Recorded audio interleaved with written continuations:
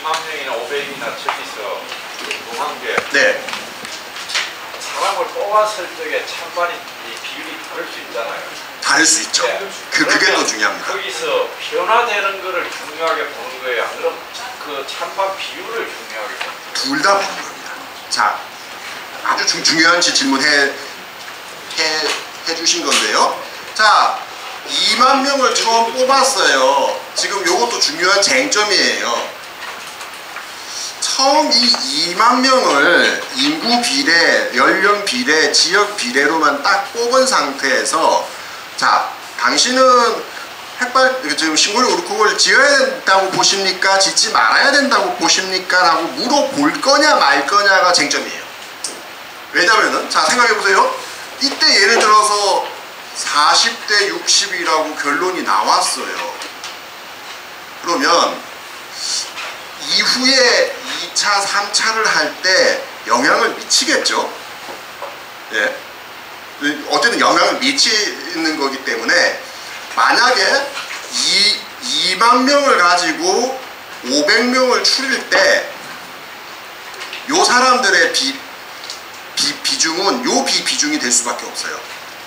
그럼 요걸 갖고 또 다시 설문조사를 해서 나오는 비중, 예를 들면 중간에 예를 들면 45대 55다. 그러면 다음번을 뽑을 때 요 350명의 비중은 또 이렇게 되는 거예요. 그래서 이렇게 진행하는 것이 적절하겠느냐. 아예 처음에 한 번은 묻지 말고 중간부터 가면 어떻겠느냐. 뭐 이런 얘기들은 지금 좀 기술적인 쟁점으로 나오고 있고요. 하지만 최종적인 결론은 이겁니다. 자, 처음에 40대 60이었어요. 근데 45대 55가 됐다가 나중에 52대 48이 됐다. 자, 결론이 뒤집어졌죠. 이때는 사실은 변화된 것과 최종 데이터, 요게 되게 중요한 포인트가 될 겁니다. 왜?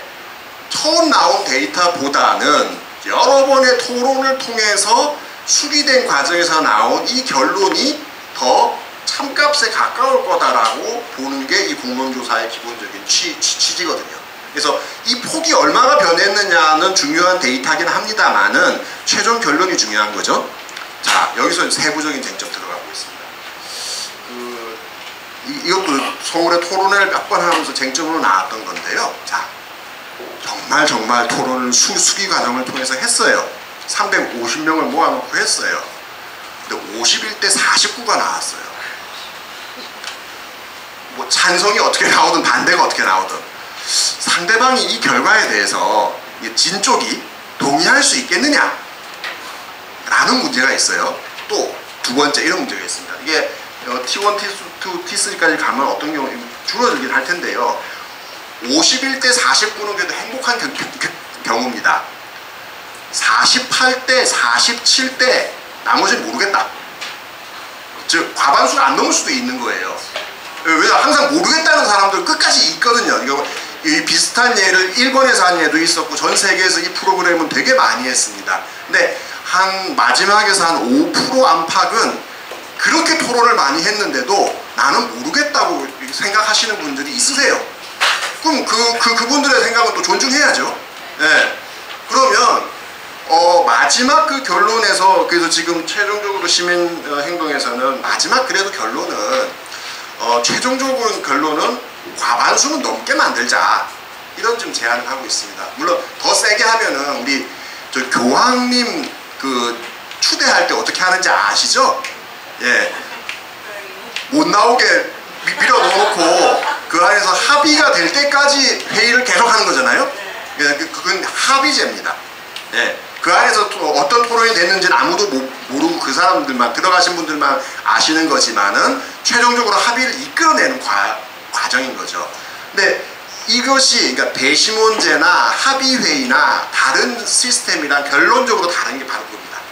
이 공론조사의 방식은 합의를 이끌어내는 방식이 아니에요. 예, 이거는 각각의 생각이 그냥 다르구나라는 것을 알고 그냥 끝나는 거예요. 하지만 다른 합의회의나 또는 배심원 제도 같은 경우는 거기서 결론을 이끌어내는 거예요. 그럼 결론을 이끌어내기까지 처음 나왔었던 1안, 2안 말고 3안, 4안, 5안, 6안 모두가 동의할 수 있는 다른 안들이 제출되기도 하고요. 중간에 타협이 만들어지기도 하고 이런 과정들이 있는 거죠. 하지만 공론조사의 기본적인 룰은 그런 과정이 없습니다. 그냥 딱 결론만 해서 이런 결과구나. 판단은 누가 한다? 정부가 한다. 이것도 굉장히 중요한 포인트인데, 이게 저는 총리실에서 이 공론화라는 것에 대한 이해를 잘못해가지고 좀 초기에 혼란이 생겼다고 생각하는데요. 전 세계 어떤 공론화도 공론화 위원들이, 이 사람들이 판단하는 이런 건 없습니다. 참고로 해서 정부가 정하는 거죠. 왜 그런가 하면요. 어쨌든 권한을, 정부가 갖고 있는 권한을 랜덤하게 뽑은 이 사람들에게 줄 수 있는 법적 근거를 만드는 게 이게 쉬운 일이 아닌 거예요. 이 사람이 뭔데? 그냥 전화를 잘 받고 선택을 잘한 거 말고는 이 사람들은 그냥 국민들이 이렇게 생각을 하고 있구나라는 것을 알려주는 역할인 거지, 이 사람들이 정치적 권한을 갖고 있는 게 아니거든요. 예를 들면 우리 국회의원이나 시장처럼 투표를 위해서 선출된 사람이 아닌 거잖아요. 그렇기 때문에 이거는 기본적으로 대의제도 아니고요.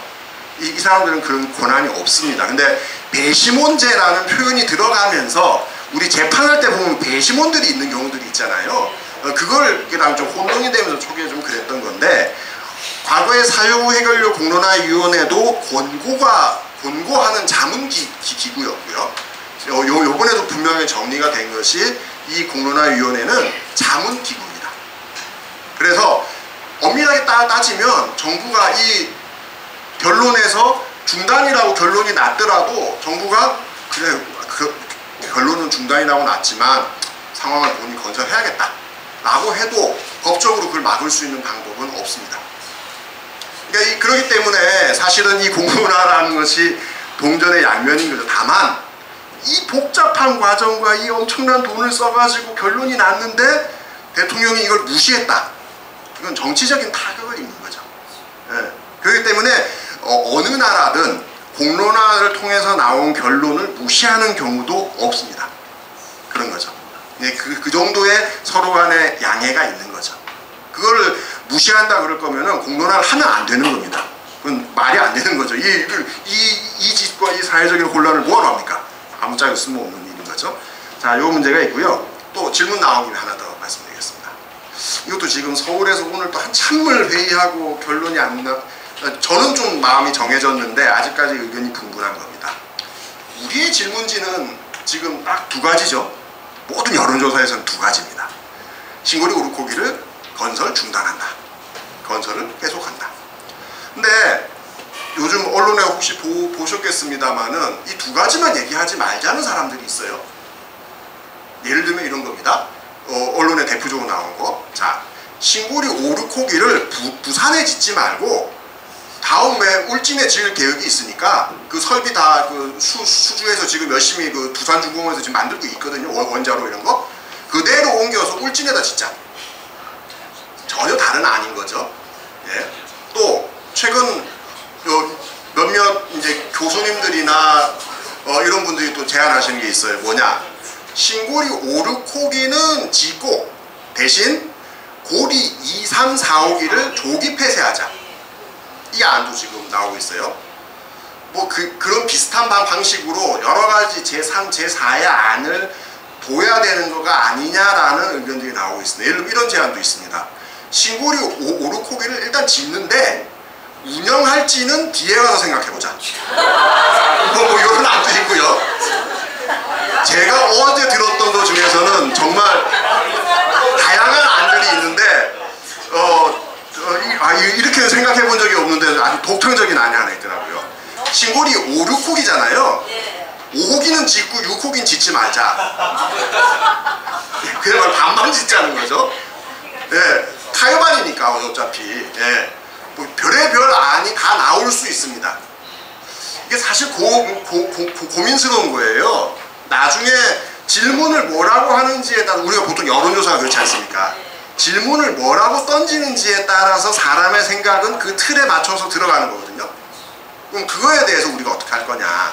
저는 사실은 그동안 탈핵 진영이 해왔었던 여러 가지 논리 내용들을 봤을 때 두 개로 가는 게 맞다고 봅니다. 왜냐하면 이게 사실은 아까도 말씀드린 것처럼 공약사항이었고 어찌어찌 하다 보니까 여기까지 왔지만 이게 사실 그렇게 타협할 수 있는 문제는 아니라고 봅니다. 근데 이제 다른 쪽에 또 의견을 갖고 계시는 분들도 있으세요.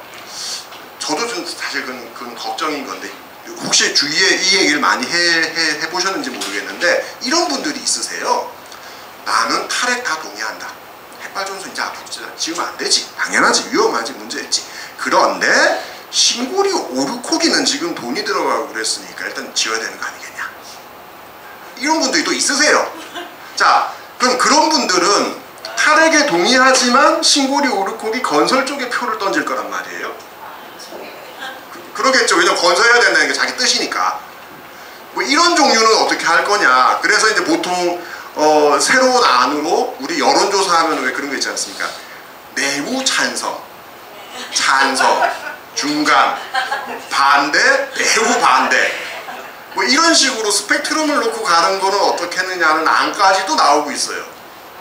근데 이거는 저는 나중에 전국적으로도 한번 논의를 해야 될 문제라고 보고요. 일단 공론화위원회는 제3, 제4의 안은 생각하고 있지 않고요.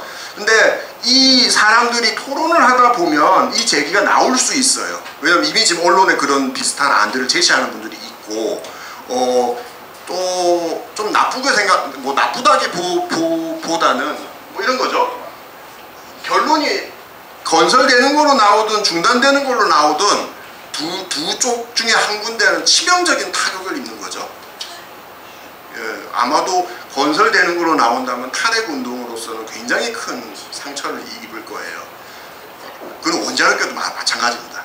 그러면 야, 우리 이렇게 될 바에야 좀 중간안을 생각해보면 어떻게 했느냐라는 게 원자력계 내에서도 그런 얘기가 나옵니다. 그러니까 이런 것들은 우리가 적절하게 앞으로 대비를 해야 될, 또 어떤 입장을 할 것이냐 굉장히 또 중요한 포인트입니다. 그래서 사실은 지금 제가 이것저것 말씀드린 것만 해도 되게 많은데 저는 그런 표현을 많이 했습니다. 공론화라고 하는 것이 그냥 모여서 토론하자고만 하는 이것만 공론화가 아니고요. 공론화를 위한 공론화가 필요합니다.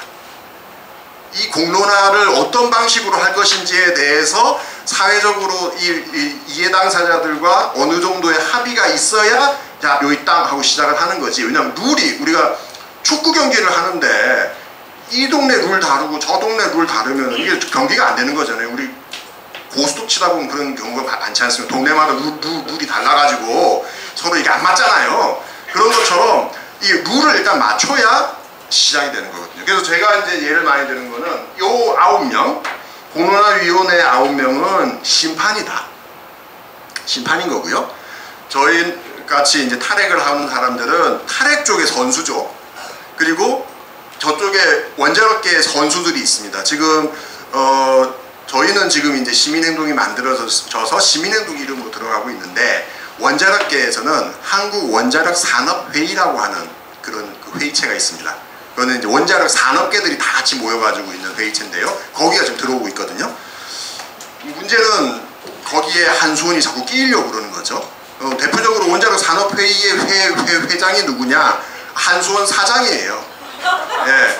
그래서 그거는 뭐 어쩔 수 없다고 쳐도 한수원이 지금 여기 들어오려고 생각을 해보세요. 저는 그 강력히 회의 때마다 말도 안 된다고 반대를 많이 해서 지금 광고도 끊어지고 뭐 이러고 있는데 아직 100% 안 끊어졌습니다. 자, 신고리 오르코기를 얼마 전까지 지었잖아요. 지금 안 짓고 있습니다. 물론 8월달까지는 안전보수 뭐 이런 것 때문에 약간 공사를 하지만 공사를 안 짓고 있어요. 자, 한수원 직원들은 뭘 하고 있을까요? 할 일이 없어요. 그렇잖아요. 건설 공사를 하다 멈췄어요. 그럼 그 인력들이 사실은 본격적으로 선수가 돼서 여기에 들어와 버리게 되면 시민단체 지금 오늘 서울에서도 회의하는데 상근자 한 명이 없어가지고 누가 어디 안 되겠니, 어디 알바라도 구해야 되는 거니 이러고 있는 건데 거기는 사무실에 그런 사람 몇백 명이 얼마 전까지 일하던 사람들이 그냥 있는 거예요. 그 사람들이 선수로 뛰어버리면 저는 기본적으로 기울어지는 운동장이 될 수밖에 없다고 봅니다. 또 하나는요, 그보다 더 중요한 건데요. 우리가 한수원을 통하지 않으면 못 구하는 정보들이 있습니다. 자, 저는 이후에 그 데이터나 내용을 밝혀야 된다고 보는데, 지금 정부, 그러니까 한수원의 표현에 따르면 지금 건설공사로 기투자된 금액이 1조 6천억, 그렇죠? 그리고 계약을 파기하게 되면 위약금으로 물어야 될 게 1조, 합쳐서 2조 6천억이라고 그러잖아요. 2조 6천억의 명세서를 제가 본 적이 없습니다. 진짜인지 가짜인지 몰라요. 그건 한수원만이 갖고 있겠죠. 정부도 그건 알 수가 없어요. 한수원이 안 주면 몰라요. 그럼 예를 들면 그런 자료들이 이후에 공급이 돼야 되는 거죠. 근데 이거를 한수원이 선수로 띄워버리게 되면은 저는 이 공정성 시비가 된다는 거죠. 그래서 저는 기본적으로 한수원은 찬성 측과 반대 측에 공정한 자료를 공급해주는 역할을 하는 것이 맞다. 예. 그리고 양 선수들이 잘 뛸 수 있도록 심판 역할 잘해주고 옆에서 서포트 해주면 되는 거다. 이렇게 보는 거고요. 그러면은 사실은 그동안 이제 반대 운동을 했었던 신구리 올코기 백지화를 주장했었던 쪽에서는 적극적으로 자기 계획을 가지고 뛰어다니면 되는 거죠. 어쨌든 뭐 그런 것까지 추가로 질문하신 거에 연결해서 좀 설명을 드렸습니다.